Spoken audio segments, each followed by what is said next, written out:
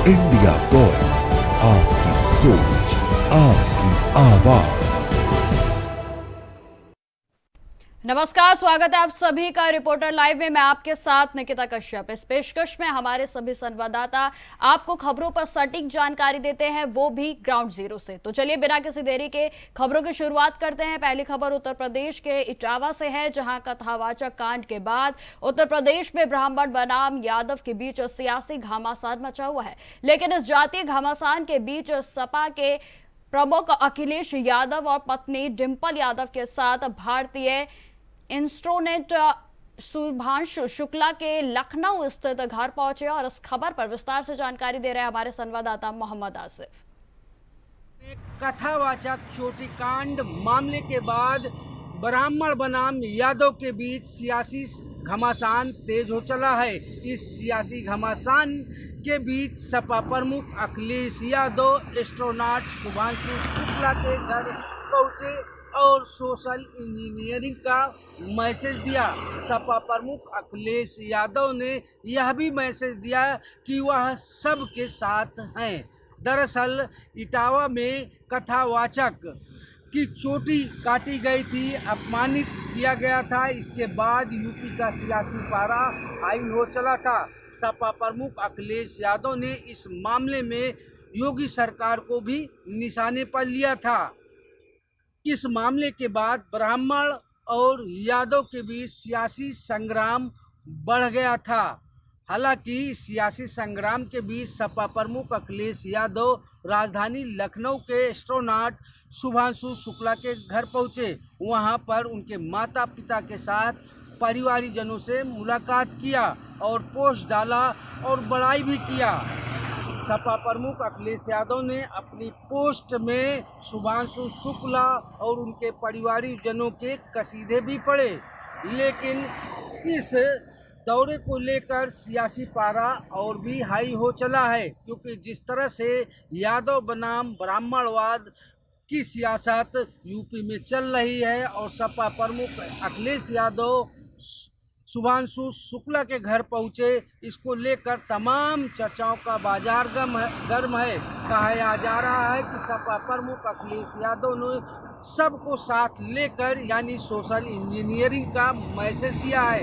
वही सूत्रों का कहना है कि सपा प्रमुख अखिलेश यादव को यह अच्छी तरह पता है कि बिना सभी के साथ लेकर चलने से 27 की नया नहीं पार होगी। अगर आंकड़ों की बात करें तो यूपी में 10% ब्राह्मण तो 10% यादव भी हैं। ऐसे में सपा प्रमुख अखिलेश यादव 27 के रण में कोई रिस्क नहीं लेना चाहते हैं। यही वजह है कि उन्होंने शुभांशु शुक्ला के घर की तरफ रुख किया और इसके पहले जिस तरह से पूर्व विधायक संतोष पांडे के घर भी पहुंचे थे, इसको लेकर भी तमाम चर्चाएं हुई। हालांकि सपा प्रमुख अखिलेश यादव की यह सोशल इंजीनियरिंग कितना कामयाब रहती है, यह समय ही बताएगा। सहयोगी इसरार के साथ आसिफ बेग, इंडिया वॉइस, लखनऊ। अब खबर लखनऊ से है, जहां पर आर्थिक तंगी से टूटे परिवार ने जहर खा लिया और जिससे 3 लोगों की दर्दनाक मौत हो गई। क्या है पूरा मामला, विस्तार से बता रहे हैं हमारे संवाददाता मोहम्मद आसिफ। यूपी की राजधानी लखनऊ से दुखद खबर सामने आई है। कर्ज से परेशान व्यापारी ने अपनी पत्नी और बेटी के साथ सुसाइड कर लिया। सुसाइड नोट पढ़कर लोगों के होश फाख्ता हो गए। हालांकि पुलिस ने शव को कब्जे में लेकर पोस्टमार्टम के लिए भेज दिया है। दरअसल राजधानी लखनऊ के नक्खास थाना क्षेत्र के रहने वाले कारोबारी शोभित ने अपनी पत्नी सुचिता और 16 वर्षीय बेटी के साथ रात में ही सल्फास खा लिया। सल्फास खाने से तीनों की मौत हो गई। हालांकि सल्फास खाने के बाद शोभित की बेटी ने अपनी बड़ी मां को फ़ोन किया था और कहा था कि जल्दी से आ जाइए। पुलिस मौके पर पहुंची तो कमरे से सुसाइड नोट मिला, जिसमें लिखा है कि कर्ज लिया था, बैंक वाले लगातार नोटिस भेज रहे हैं और कर्ज लगातार बढ़ता जा रहा है। वह अब कर्ज चुकाने की स्थिति में नहीं है। ऐसे में जान देने के अलावा उनके सामने कोई भी रास्ता नहीं है। शोभित की कपड़े की दुकान थी और वह दिनों दिन आर्थिक तंगी से गुजर रहा था। फिलहाल अब इस मामले में पुलिस ने गहराई से छानबीन भी किया, लेकिन सुसाइड नोट मिलने से सारी स्थिति भी साफ हो गई है। सहयोगी इसरार के साथ Asif Baig, India Voice. Uttarakhand BJP में संगठन पर्व के तहत नए प्रदेश अध्यक्ष के लिए नामांकन की प्रक्रिया शुरू हो गई है और इस पर विस्तार से जानकारी दे रहे हैं हमारे संवाददाता अभय कैंतुरा। लेकिन बीजेपी में जो संगठन पर्व चल रहा था उस संगठन पर्व अब अंतिम चरण में है। सीधे तौर पर कह सकते हैं कि बीजेपी प्रदेश अध्यक्ष के लिए जो नामांकन की जो प्रक्रिया थी वो शुरू हो चुकी है। बीजेपी के जो निवर्तमान प्रदेश अध्यक्ष है महेंद्र भट्ट, उनकी तरफ से नामांकन यहाँ पर किया गया है। पूर्व मुख्यमंत्री सहित सभी सांसद पार्टी के यहाँ पर मौजूद थे, विधायक यहाँ पर मौजूद थे। मुख्यमंत्री पुष्कर सिंह धामी की अगुवाई में जो नामांकन की जो प्रक्रिया थी वो शुरू हो चुकी है। 4 बजे तक का समय और उम्मीद ये है, जो अभी तक जो पार्टी के सूत्र बता रहे हैं, एकमात्र नामांकन यहाँ पर हुआ है निवर्तमान प्रदेश अध्यक्ष महेंद्र भट्ट का, और उम्मीद ये की जा सकती है कि जो पार्टी को अगला प्रदेश अध्यक्ष यहाँ पर मिलेगा, जिसकी घोषणा विधिवत रूप से 1 जुलाई को यहाँ पर होनी है, उसकी घोषणा आज शाम तक यहाँ पर होने की उम्मीद है।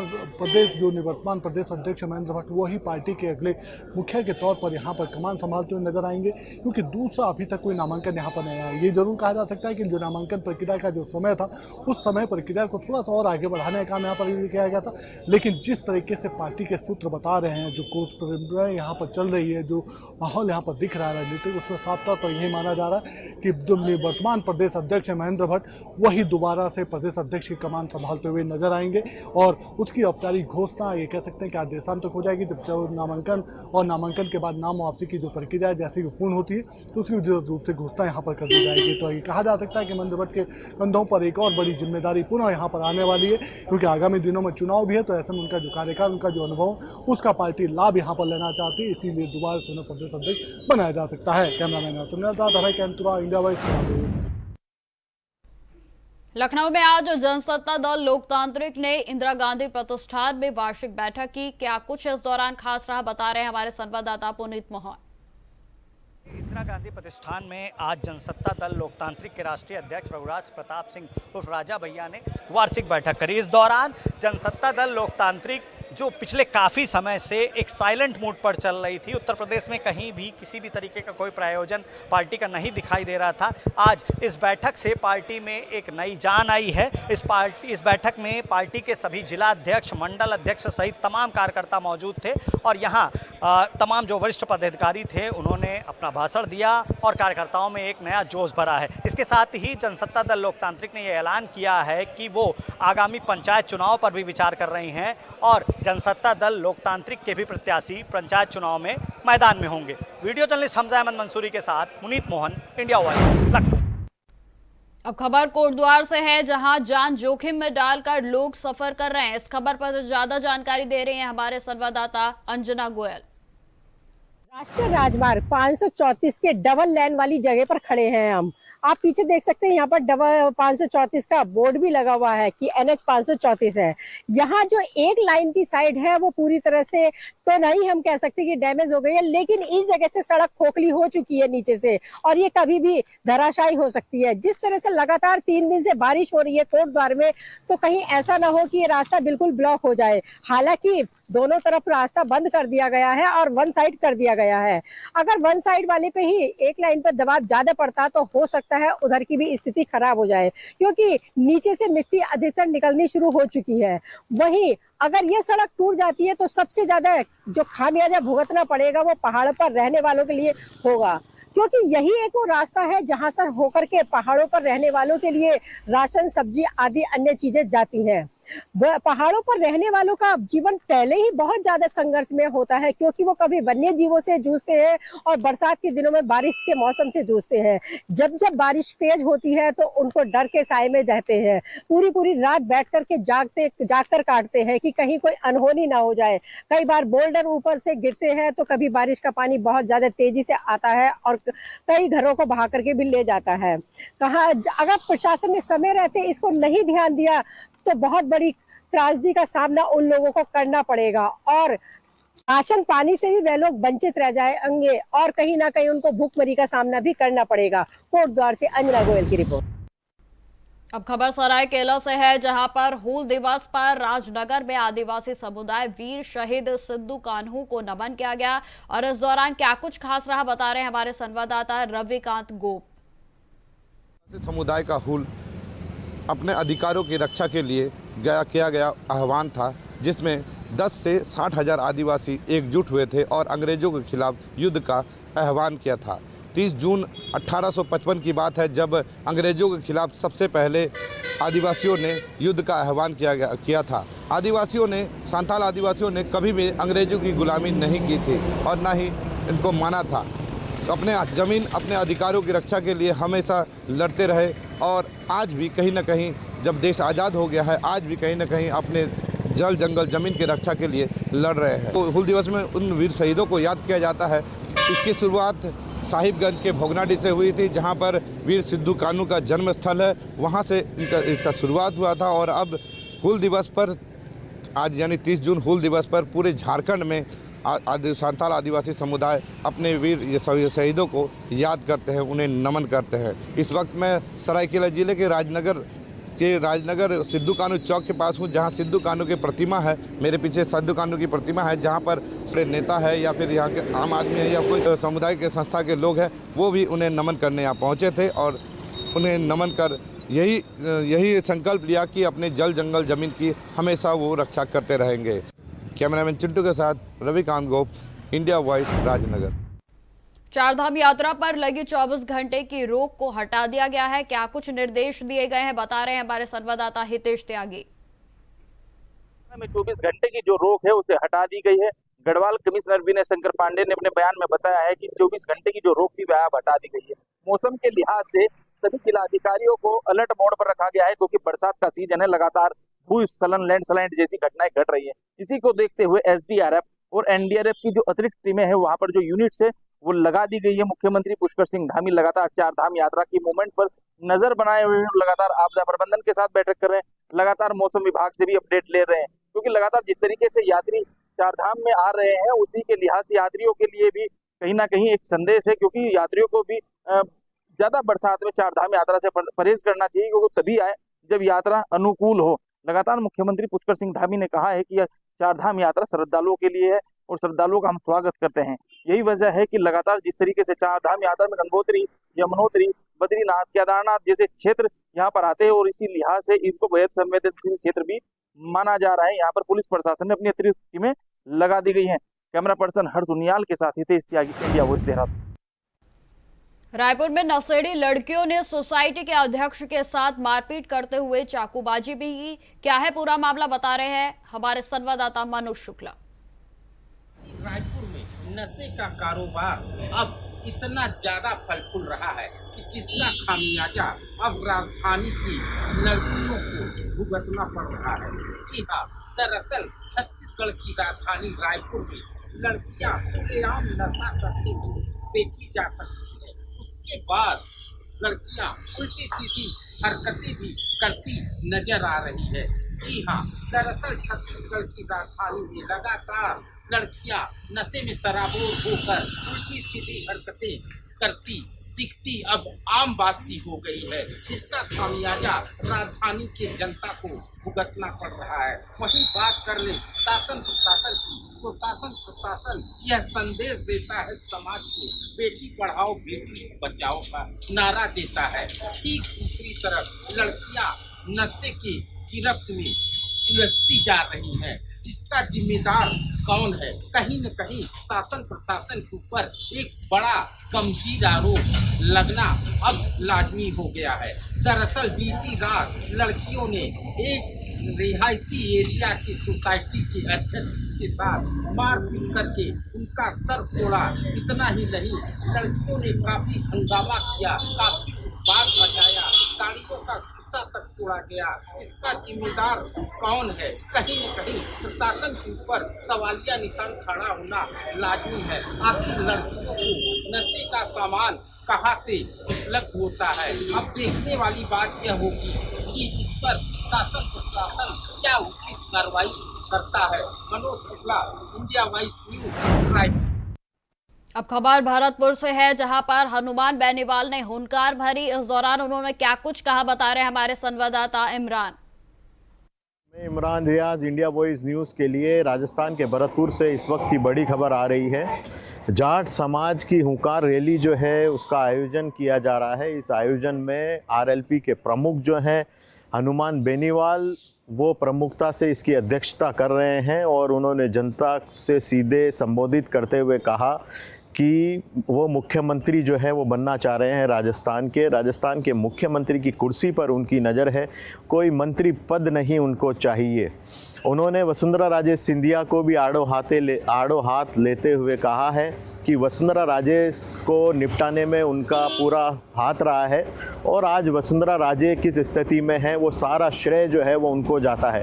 वहीं दूसरी ओर उन्होंने पूर्व मुख्यमंत्री अशोक गहलोत कांग्रेस के, उन पर भी वार किया है और उनको कहा है अपने बयानों में। अशोक गहलोत ने हाल ही के अंदर जो बयान दिया मुख्यमंत्री भजनलाल सरकार को लेकर कि मुख्यमंत्री भजनलाल सरकार का आरएलपी का राष्ट्रीय लोकतांत्रिक पार्टी के जो प्रमुख हैं वो हनुमान बेनीवाल हैं और हनुमान बेनीवाल ने सीधे तौर पे वसुंधरा राजे सिंधिया और अशोक गहलोत पर प्रहार किया है और अपनी इच्छा जाहिर करी है कि वो मुख्यमंत्री बनना चाहते हैं। अब ये तो आने वाला समय ही बताएगा कि जो ये काल है, सरकार का काल है, उसके बाद जो है चुनाव के बाद किस और ऊँट जो है करवट लेके बैठता है। बहरहाल हम आगे भी आपको अपडेट देते रहेंगे। राजस्थान से मैं इमरान रियाज, कैमरामैन भानु प्रताप के साथ। धन्यवाद। अब खबर आगरा से है, जहां पर वीआईपी रोड से सटा नाई की मंडी क्षेत्र इन दिनों मांसाहारी रेस्टोरेंट संचालकों के अवैध अतिक्रमण की मार झेल रहा है। क्या है पूरा मामला, बता रहे हैं हमारे संवाददाता जिशान। नगर निगम के कर्मचारी व अधिकारी गहरी नींद सोए हुए हैं। आगरा के लाइफलाइन कहे जाने वाले एमजी रोड से सटा हुआ क्षेत्र थाना नाई की मंडी है, जहां पर वहां से गुजरने वाले और स्थानीय लोगों को अतिक्रमण की मार का सामना करना पड़ रहा है। वहीं उनको आने जाने में काफ़ी समस्याएं होती हैं, जिसके चलते वह काफ़ी दिनों से इसकी शिकायतें भी कर चुके हैं। लेकिन नाई की मंडी क्षेत्र में जो मांसाहारी रेस्टोरेंट संचालक हैं उनकी दबंगई के चलते वह रोड पर ही काउंटर लगाते हैं और काउंटरों पर मांसाहारी व्यंजनों को टांगते हैं, जिससे शाकाहारी लोगों को वहां से निकलने में काफ़ी समस्याएं होती हैं। उन्होंने इसकी शिकायतें भी की है, लेकिन अभी तक नगर निगम और आगरा पुलिस की नाकाफी कार्रवाई के चलते दबंग रेस्टोरेंट संचालक वहां पर अवैध तरीके से अतिक्रमण कर रखे हुए हैं। अब देखने वाली बात होगी कि आगरा पुलिस और नगर निगम आगरा का जो थाना नाई की मंडी क्षेत्र है उस पर कब तक एक्शन लेती है और स्थानीय लोगों को जो इसकी जो समस्या है उससे कब तक निजात मिल पाती है। अपने सहयोगी उमर के साथ जीशान अहमद, इंडिया वॉइस आगरा। अब खबर गाजियाबाद से है, जहां नगर निगम सदन की अहम बैठक हुई। क्या कुछ बैठक में खास रहा, बता रहे हैं हमारे संवाददाता प्रथम चौधरी। गाजियाबाद की जनता को बड़ी राहत मिली है। नगर निगम ने हाउस टैक्स बढ़ोतरी का फैसला वापस ले लिया है। अब लोगों से पुरानी दरों पर ही टैक्स लिया जाएगा। आपको बता दें, काफ़ी समय से लोग इसका विरोध कर रहे थे। आज हुई बैठक में सांसद, विधायक और पार्षदों की मौजूदगी में ये फैसला लिया गया। आपको बता दें कि मेयर सुनीता दयाल का कहना है कि अगले 2-2.5 महीने में उन घरों की पैमाइश करवाई जाएगी जहां से अभी तक टैक्स नहीं लिया गया। लोगों ने इस फैसले का स्वागत किया और कहा कि देर से ही सही लेकिन राहत मिली। गाजियाबाद से मैं प्रथम चौधरी, इंडिया गाजियाबाद। अब खबर कासगंज से है, जहां पर बदरिया मोहल्ले की प्रधानमंत्री कॉलोनी में एक पानी की बड़ी टंकी गिर गई। आखिर कैसे गिरी टंकी, बता रहे हैं हमारे संवाददाता अशोक शर्मा। कॉलोनी का पानी का टैंक भर कर गिरा। आपको बता दें, पूरा मामला कासगंज जनपद के सोरा थाना क्षेत्र के बदरिया के पास प्रधानमंत्री आवासीय योजना के अंतर्गत बनने वाला पानी का ओवरहेड टैंक है, जिसमें जो प्रधानमंत्री आवास द्वारा जो कॉलोनी बसाई गई है, जिसमें गरीब असहाय लोग रह रहे हैं, उनके पानी की व्यवस्था के लिए जल निगम द्वारा एक ओवरहेड टैंक बनाया गया। उस ओवरहेड टैंक को अभी 7 दिन नहीं हुए जो कि नगर पालिका के हैंडओवर किया गया, देर रात को अचानक भर कर गिर गया। सबसे बड़ी गनीमत तो ये रही कि जिस वक्त ये टैंक भर कर गिरा उस वक्त कोई भी व्यक्ति आवास का रहने वाला उसके आसपास नहीं था। कुछ लोग थे जो टहल रहे थे, जिनके उस गिरने के बाद कुछ मामूली चोट आई। वहीं स्थानीय रहने वाले लोगों में इतना आक्रोश है, उन्होंने सीधा आरोप ठेकेदार और जल निगम पर लगाया है, क्योंकि उन्होंने कहा कि इसमें स्टार्टिंग से ही हम लोग इस टंकी बनने का विरोध कर रहे थे, लेकिन अधिकारियों ने हमारी नहीं चलने दी और हमसे कहा कहीं और जाके रह लो। लेकिन जब देखा कि उस पूरी टंकी में घटिया सामग्री का प्रयोग किया गया था, जिससे 7 दिन के अंदर ही वो ओवरहेड टैंक जमींदोस्त हो गया। कासगंज से इंडिया बॉस के लिए अशोक शर्मा की। अब खबर सीतापुर से है, जहां जिला कारागार में बंद आजम खान ने 3 करीबियों से मुलाकात की। इस खबर पर ज्यादा जानकारी दे रहे हैं हमारे संवाददाता नंद किशोर नाग। सीतापुर में बंद सपा के कद्दावर नेता आजम खान से मिलने आज उनके 3 करीबी जेल मैनुअल के अनुसार पहुंचे थे। तीनों का नाम आमिर, मियां, नासिर और सफीउल्लाह बताया जा रहा है। तीनों जेल मैनुअल के अनुसार जिला कारागार परिसर में प्रवेश किया और लगभग इन्होंने 1 घंटे तक सपा नेता आजम खान से मुलाकात की, जिसके बाद जेल परिसर के बाहर आने के बाद मीडिया के सवालों का कोई भी जवाब नहीं दिया और कार में बैठ कर के पुनः अपने गंतव्य के लिए वापस हो गए। बताया ये भी जा रहा है कि सपा कार्यकाल में ये तीनों आजम खान के काफी करीबी रहे हैं और मिलकर तीनों एक साथ काफी काम भी किया है। आज जिला जेल मैनुअल के अनुसार इन्होंने जिला कारागार में प्रवेश किया था और 1 घंटे तक मुलाकात के बाद बाहर निकले थे। अब देखने वाली बात होगी कि जिला कारागार में बंद आजम खान को कई मामलों में कब तक जमानत मिल पाती है और अपने घर के लिए जा पाते हैं, ये देखने वाली बात होगी। सीतापुर से इंडिया वॉइस के लिए खबर प्रयागराज से ही है, जहां पर यूपी की नाबालिग लड़कियों को धर्म परिवर्तन कर आतंकी बनाने की साजिश का खुलासा हुआ है। क्या है पूरा मामला, बता रहे हैं हमारे संवाददाता शोएब। सनसनीखेज खुलासे के बाद कहीं ना कहीं प्रशासन एक तरह से सख्त रुख अख्तियार कर लिया है। दरअसल पिछले दिनों एक दलित लड़की यहाँ से गई थी, जिस पर आरोप लगाया कि उसके परिवार की तरफ से उसकी मां ने गंभीर आरोप लगाया कि उसका अपहरण किया गया था। बाकायदा उसको यहाँ से दिल्ली ले जाया गया, उसके बाद उसे केरल ले जाया गया। इस दलित लड़की जो नाबालिग है उसको वहाँ पे धर्म परिवर्तन कराने, जिहाद के लिए उकसाने, माइंड वॉश करने के गंभीर आरोप लगाए गए हैं, जिसके बाद पुलिस अब पूरे मामले की जांच कर रही है। 2 लोग जो नामजद थे उसमें एक महिला है जो बताया जा रहा है कि वो लड़की को यहाँ से लेकर के गई थी। दरक्षा नाम बताया जा रहा है, जिसको पुलिस ने फिलहाल गिरफ्तार कर लिया। उसके अलावा एक और युवक को पुलिस ने गिरफ्तार किया है, जिन पर इसे यहाँ से अपहरण करने और उसके बाद धर्म परिवर्तन करने जैसे गंभीर मामले में आरोप लगे हैं। लड़की अब वापस आ चुकी है। लड़की ने जो बयान दिया है उसमें कई गंभीर आरोप लगाए गए हैं कि उसका माइंड वॉश किया जा रहा था, उसको धर्म परिवर्तन करने के लिए दबाव डाला जा रहा था, साथ ही साथ उसको जिहाद के लिए उकसाया जा रहा था। इस तरह के गंभीर आरोप लगाए हैं। खबर हरदोई से है, जहां पर 6 साल के मासूम के दुष्कर्म और हत्या के आरोपी से पुलिस की मुठभेड़ हुई। इस घटना पर ज्यादा जानकारी दे रहे हैं हमारे संवाददाता आनंद तिवारी।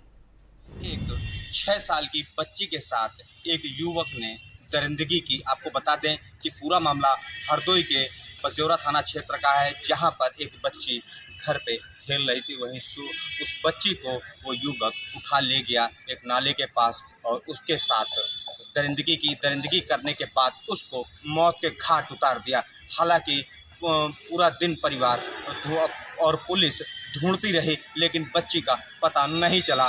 वही करीबन देर शाम बच्ची का पता चला कि एक नाले के पास बच्ची मृत अवस्था में लेटी हुई है और वहाँ पे जब लोगों का जमावड़ा लगा, पुलिस मौके पर पहुंची, फील्ड यूनिट भी मौके पर पहुंची, साक्ष्य जुटाने पर लगी। हालांकि जो परिवार वालों ने एक युवक के खिलाफ तहरीर दी थी, उस युवक को अरेस्ट कर लिया गया। आपको बता दें, जब उसके बाद में युवक अरेस्ट हो गया तो उसको पुलिस घटनास्थल का निरीक्षण पर लेके जा रही थी, लेकिन वहाँ पे रास्ते में ही युवक ने कहा मुझे टॉयलेट लगी है। उस टॉयलेट करने के लिए उतरा तो वहीं पे जो दरोगा जी थे उनकी पिस्टल छीनकर फायर करने लगा। तो जवाबी फायर में उस युवक के पैर में गोली लगी है।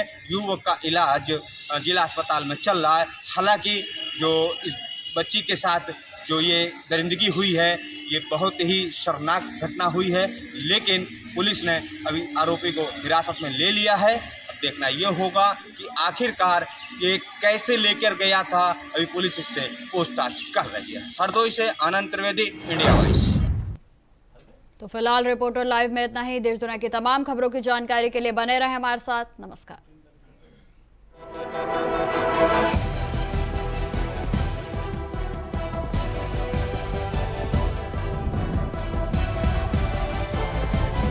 इंडिया वॉइस, आपकी सोच, आपकी आवाज।